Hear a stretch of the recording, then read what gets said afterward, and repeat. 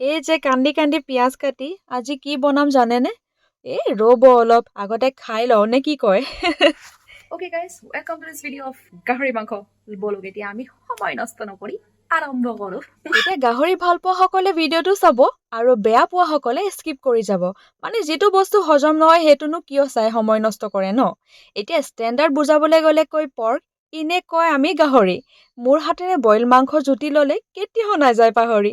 পিছে আজি তেল তুল নিদিয়াকৈ বইল গাহৰি বনাইছো দেই। তাতে দিলো পিঁয়াজ, নহৰু, জলকীয়া, সোৱাদ আৰু ৰঙৰ বাবে বিলাহী দুটাই জাপ মাৰি দিলে নহয়। এতিয়া আকৌ খৰিচাই ক'লে বইল বনাইছো যেতিয়া মইনো কিয় পিছ পৰি থাকো?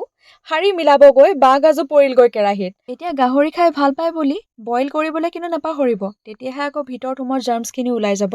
চব্জি পাচলিৰ সুগন্ধ ৰাণী ধনিয়া কেইডালো দিলো কাটি। এতিয়া আৰু কি? আৰে বাবা এতিয়া খোৱাৰ সময়। গাহৰি দেখি পেটৰ ইণ্টেষ্টাইনে মাত দি গৈছে, পিছে আজিলৈ মানে বাই।